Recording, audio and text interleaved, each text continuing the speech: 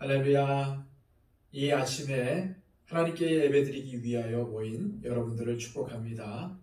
오늘도 여러분들의 삶 가운데 하나님의 은총이 충만하시기를 소망합니다. 기도하겠습니다. 아버지 하나님, 감사합니다. 오늘도 우리에게 새로운 날과 새로운 생명을 주셨습니다.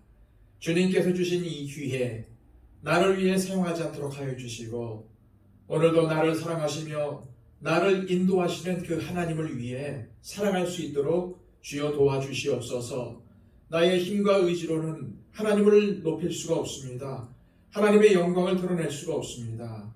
오늘도 하나님의 영이신 성령님께서 우리를 주관하여 주시고 우리의 삶을 인도하여 주옵소서.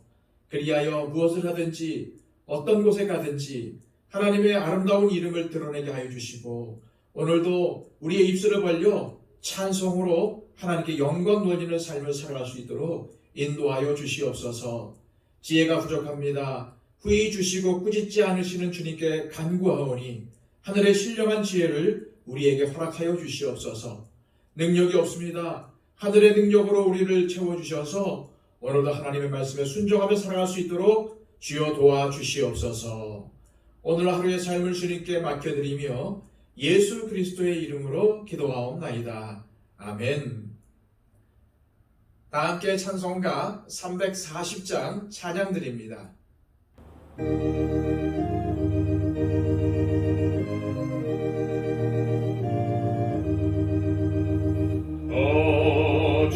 어지러운 세상 중에 기쁜 소리 들리네.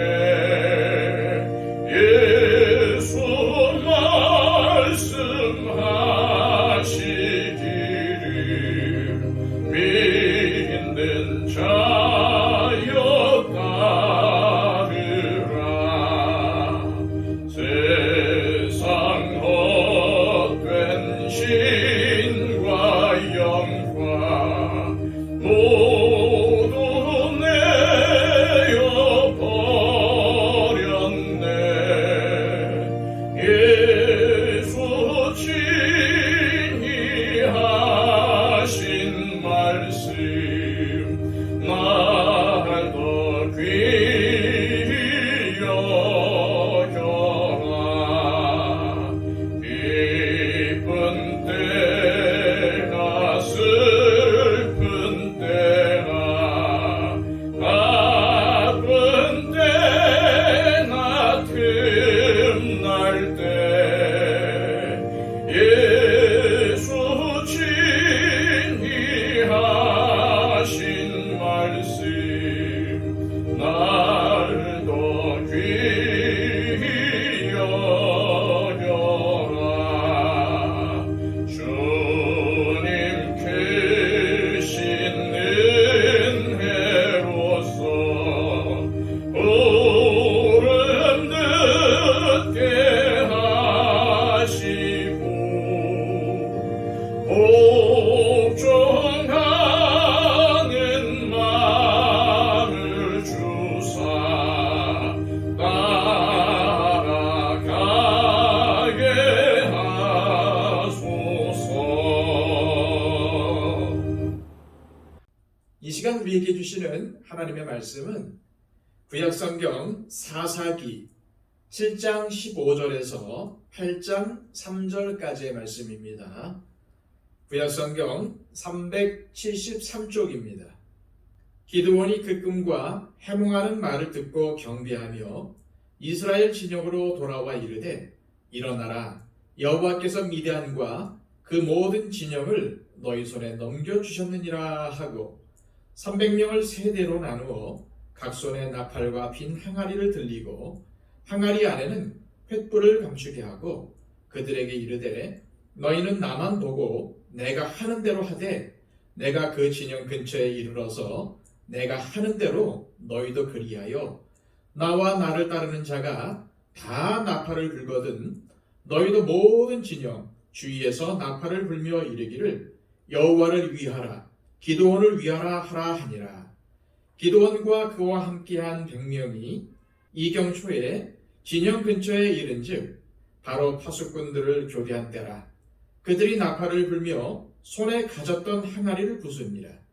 세 대가 나팔을 불며 항아리를 부수고 왼손에 횃불을 들고 오른손에 나팔을 들어 불며 외쳐 이르되 여호와와 기드온의 칼이다 하고 각기 제자리에 서서 그 진영을 에워싸매 그 온 진영의 군사들이 뛰고 부르짖으며 도망하였는데 300명이 나팔을 불 때에 여호와께서 그 온 진영에서 친구끼리 칼로 치게 하심으로 적군이 도망하여 스레라의 벳시다에 이르고 또 답밭에 가까운 아벨 무훌라의 경계에 이르렀으며 이스라엘 사람들은 납달리와 아셀과 온 므낫세에서부터 부름을 받고 미디안을 추격하였더라.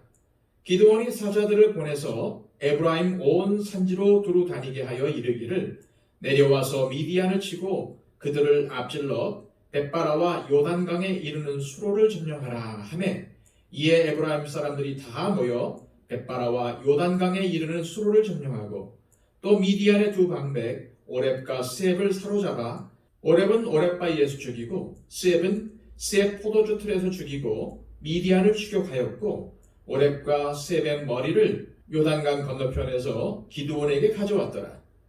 에브라임 사람들이 기드온에게 이르되 네가 미디안과 싸우러 갈 때에 우리를 부르지 아니하였으니 우리를 이같이 대접함은 어찌 됨이냐 하고 그와 크게 다투는지라. 기드온이 그들에게 이르되 내가 이제 행한 일이 너희가 한 것에 비교되겠느냐. 에브라임의 끈물 포도가 아비에셀의 만물 포도보다 낫지 아니하냐. 하나님이 미디안의 방백 오렙과 스앱을 너희 손에 넘겨주셨으니 내가 한 일이 어찌 능히 너희가 한 것에 비교되겠느냐 하니라. 기드온이 이 말을 하매 그때에 그들의 노여움이 풀리니라. 아멘.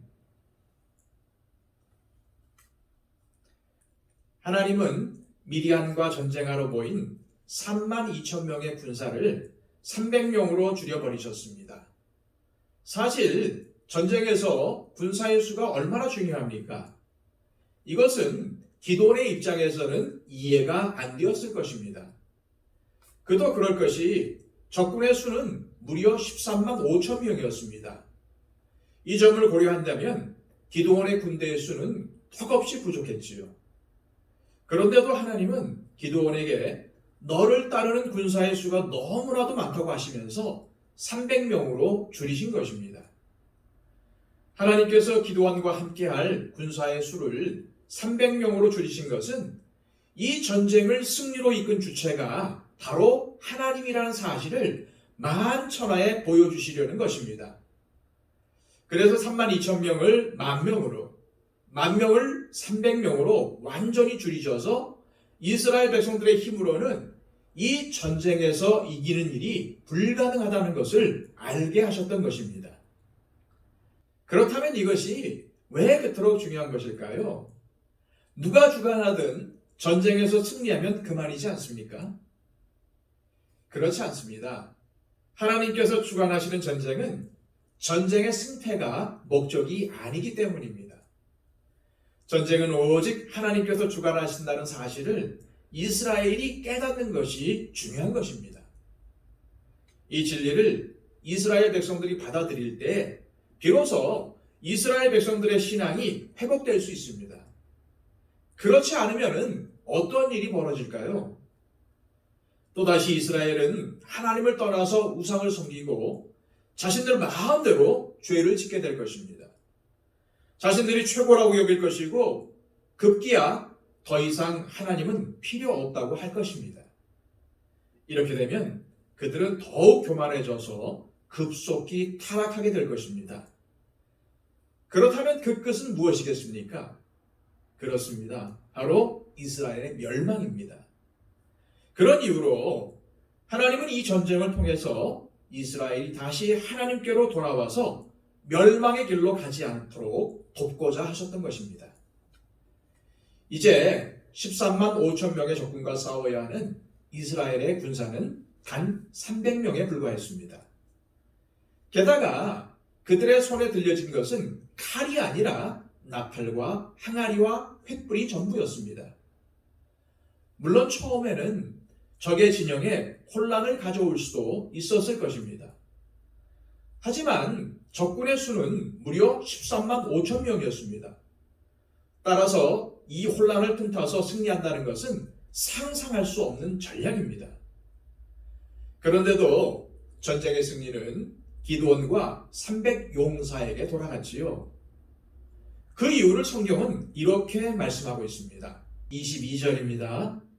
300명이 나팔을 불 때에 여호와께서 그 온 진영에서 친구끼리 칼로 치게 하심으로 적군이 도망하여 스레라의 벳시다에 이르고 또 닷밭에 가까운 아벨 무홀라의 경계에 이르렀으며. 누가 이 전쟁을 이끈 것입니까? 기드온입니까? 아니면 하나님이십니까? 하나님이셨습니다. 300명이 나팔을 불고 횃불을 치켜들어서 전쟁에서 이긴 것이 아니었습니다. 하나님께서 적군들끼리 서로 칼로 싸우게 하셨습니다. 기드온의 지시를 받은 300용사가 여호와와 기드온의 칼이다 라고 외쳤지만 사실 그들의 손에는 칼이 없었습니다. 그저 목소리로만 외칠 뿐이었죠. 대신 하나님께서 적군이 칼을 빼들어 서로 싸우게 하시고 전쟁의 승리를 이끄셨던 것입니다. 여기까지는 분명 하나님께서 이끄신 전쟁이었습니다. 하지만 23절로 넘어가면 새로운 전쟁이 시작이 됩니다. 23절입니다. 이스라엘 사람들은 납달리와 아셀과 온 므낫사에서부터 부름을 받고 미디안을 추격하였더라. 이미 하나님께서 명하신 전쟁이 끝났는데도 전쟁이 계속해서 진행된 것입니다. 그리고 서서히 이 전쟁이 하나님의 전쟁에서 기드온의 전쟁으로 변해가는 것을 알 수 있습니다. 기드온은 하나님께서 주관하신 전쟁이 이미 끝났지만 이를 잘못 해석해서 모든 미디안 사람들을 끝까지 쫓아가서 죽이는 것을 자기의 사명으로 여겼습니다. 한마디로 그는 완전히 기고만장해져서 자기가 전쟁을 주관하고 있는 것입니다. 그는 하나님께 먼저 묻지 않고 직접 사자를 에브라임 온 산지로 두루 다니게 해서 미디안의 두 방백 오렙과 스엘이 요단강을 넘어 도망하지 못하게 지시했습니다. 그리고 이러한 기드온의 전략은 성공해서 에브라임 지파의 손에 오렙과 스엘이 죽습니다. 그 후 에브라임 지파는 자신들의 자랑스러운 전리품인 두 방백의 머리를 가지고 기드온을 찾아옵니다. 그러면서 자신들을 처음부터 이 전쟁에 부르지 않은 것에 대해서 강한 불만을 표출하죠. 하지만 기드온은 이 전쟁의 공을 오히려 에브라임 지파에게 돌립니다. 그래서 그들의 불만을 잠재우는 뛰어난 외교적인 수완까지도 발휘합니다. 하지만 결국 기드온과 에브라임 지파 사이에 일어난 갈등의 근본 원인은 뭡니까? 누가 이 전쟁에서 더 많은 영예를 차지하느냐가 아닙니까? 이것은 이스라엘을 향한 하나님의 뜻과는 전혀 맞지 않는 행동입니다. 비록 겉으로는 기드온이 에브라임 지파의 불만을 잠재우려고 그들에게 공을 돌렸지만은 그의 본심도 그랬을까요? 그는 이미 하나님의 전쟁이 아니라 자신의 전쟁을 시작을 했습니다. 우리는 이 사실을 통해서 무엇을 돌아보아야 할까요? 작게는 우리 자신의 신앙생활에서부터 크게는 한국교회에 발생하고 있는 많은 문제들이 오늘 말씀과 관련이 되어 있다고 생각되지 않습니까? 예수님을 영접한 후 대부분은 순수하게 신앙생활을 시작합니다. 그저 나 같은 죄인을 살려주시고 힘주셔서 믿음 생활을 잘 감당할 수 있게 해주신 것에 감사합니다. 그러다가 서서히 하나님의 뜻과 자신의 뜻을 분별하지 못합니다. 시간이 지나면서 자신의 뜻을 마치 하나님의 뜻인 양 합리화시켜버립니다. 그렇게 되면 믿음의 삶을 살지 못하고 자기 독단에 빠지게 되는 것입니다. 믿음의 삶이란 하나님 중심으로 사는 것입니다. 내 이름을 남기거나 내가 이만큼 이루었다는 업적이 중요한 것이 아닙니다. 하나님의 도움 없이 우리의 힘만으로는 선한 업적을 이룰 수 없다는 것을 알아야 합니다. 우리에게는 선을 행할 수 있는 능력이 없습니다. 오직 하나님께서 부족한 나를 다듬어서 사용하시기에 그래도 우리가 선한 일을 해나갈 수가 있는 것입니다. 자기의 뜻을 마치 하나님의 뜻인 양 착각하는 것은 순간입니다. 물론 하나님께 영광은 돌립니다. 하지만 자신에게도 영광이 돌려지기를 바라는 마음을 갖는 것 역시도 순간입니다.